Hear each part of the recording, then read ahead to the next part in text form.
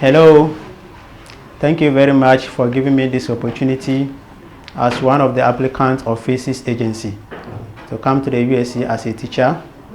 I was given, as part of my applications, I was given a solid of 12 questions, of which I need to make a self-made video for submission. Thank you. To start with, from the first question, which was asked that, please tell us about yourself. What are your interests and hobbies? About myself, my name is Rufai Abdelwasi from Ghana, a professional mathematics teacher with over 10 years teaching experience across both junior high and senior high school levels. I also teach part-time at the University of Cape Coast. That is, I teach sandwich and distance students, Tamale campus. I also hold a bachelor degree in mathematics education. I hold a diploma in basic education, mathematics and science option.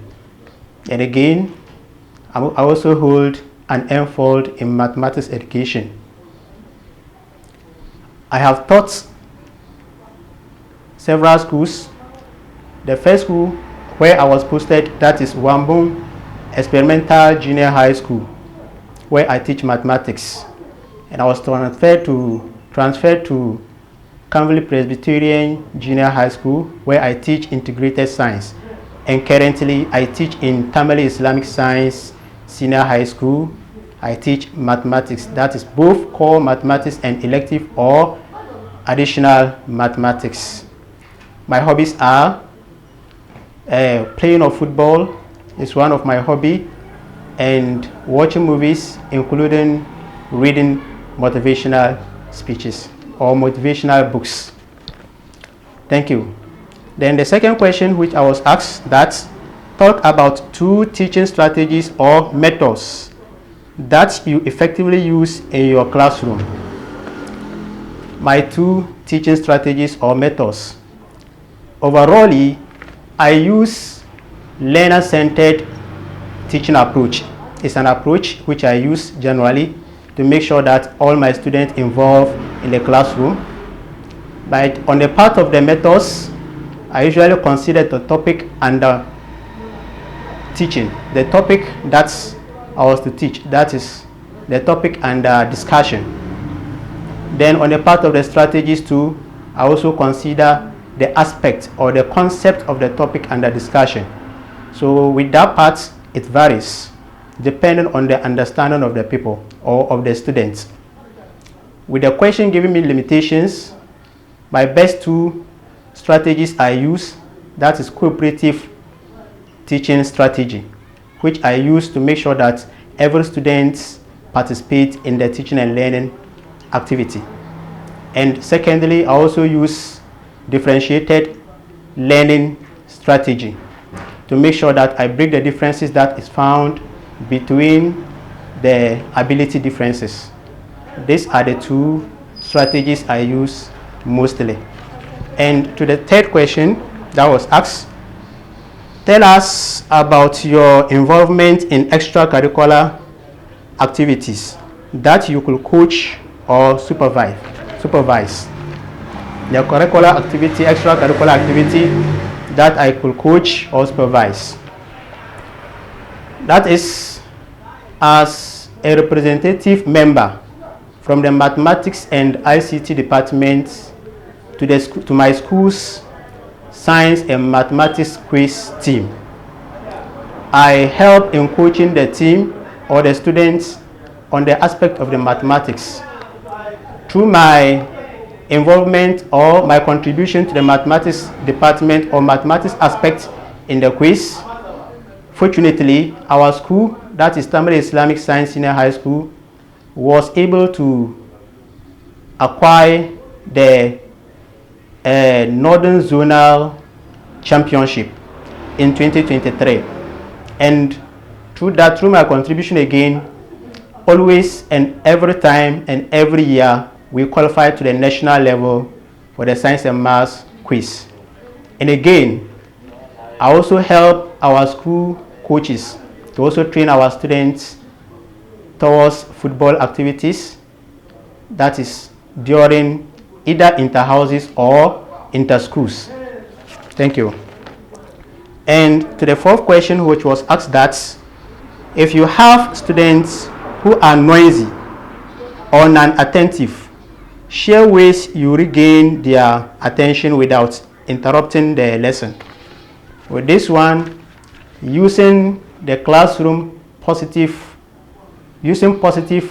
classroom management activity, such as either using the eye contact directly or using gestures. And again, if it is an activity-based teaching and learning, I usually go closer to the set students or set particular disturbance students to find out as to why such distractions, and then make solutions to that. And if it is so extensive in terms of their noisy, then I use the school's rules and regulations that governs such disturbance to control that part. Then to my fifth question that was asked, that what motivated you to become a teacher for the subject for which you are applying? That is mathematics. What motivated me most was that through my education, I like mathematics a lot. This propelled me to do science during my SHS level, where I did science. Then I like teaching too, so I decided to go to teaching training college to do science too, or to also train myself in teaching. Through this, I was being admitted as a science and maths teacher, where I have the opportunity to either be a chemistry, physics, biology, or mathematics teacher in future, in addition to the overall being coached as a teacher. With this, where throughout my learning processes and my teaching, where I found out that a lot of students have fear in mathematics, in addition to, beside the fear, and another misconceptions too towards mathematics. And this said some of the misconceptions are where students do say that women are not mathematics-based students. Rather, men are better at mathematics than women. And again, that mathematics is only for calculation. If you are not good at calculation, then forget about learning mathematics. All these misconceptions, and some are saying also that maths is inborn. If you are not having the gene of mathematics, then you can't be good at mathematics. And possibly some are also saying that mathematics you only need logic with mathematics, but not creativity. All this one puts more fear and anxiety in students. I decided to break this. I then decided to further up my education by doing mathematics. Then to make sure that to break all these misconceptions and the fears that are found in students. Then again, the received question which was asked, that what subject have you taught and at what age levels? The subject I've taught at what age levels? My first posting, that is 2016, to Wambung Experimental Junior High School. I was posted to teach mathematics, and the age levels, that is 13 to 15 years of age. Then I was transferred again to Camberley Presbyterian Junior High School to also teach integrated science, and the age level too is also the same as that of the Wambung, 13 to 15. Then finally and currently, I am teaching at Tamale Islamic Science Senior High School, where I teach both core mathematics and elective mathematics, and the age levels, that is 15 to 18 years or 15 to 19. It varies. Again too, with this, my professional posted standard school that I teach at the SHS, I also teach part-time. That is at the University of Cape Coast, Tamale branch, where I teach sandwich and distance. I teach courses such as pedagogical content knowledge in mathematics, nature of mathematics, and advanced calculus. These are the 3 courses I taught so far, and currently I am now teaching the part-time, that is the nature of mathematics and pedagogical content knowledge. Thank you.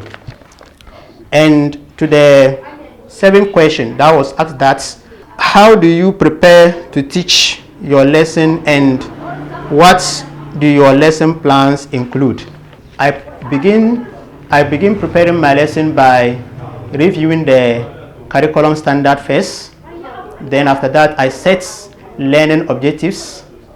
Then after that, I also make sure that I prepare the appropriate teaching and learning materials, and also plan my teaching and learning activity very well. Then an assessment to see the strength of the teaching and learning that went on. Then my teaching and learning activities includes, that is the objectives of the topic. Then after the objectives, then we then have the teaching and learning materials. After the teaching and learning materials, then we also have the instructional strategies. After instructional strategies, then we have the assessment. I also have the assessment. Then after the assessment, then I reflect on what was taught. Thank you. Then to my 8th question that was asked, that when someone enters your classroom, describe the learning activities in which the students are engaged. Based on the different methods that I'll use, and then the set topic or the set concept of the topic.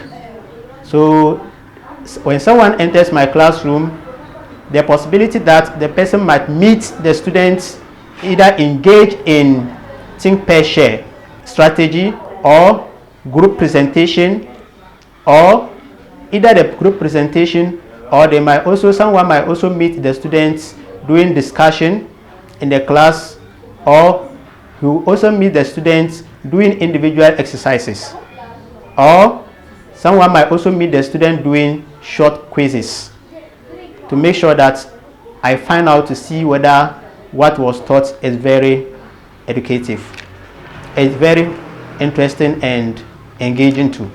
Thank you. The 9th question that was asked, that what method do you use to evaluate your students' progress? What method do I use to evaluate my student progress?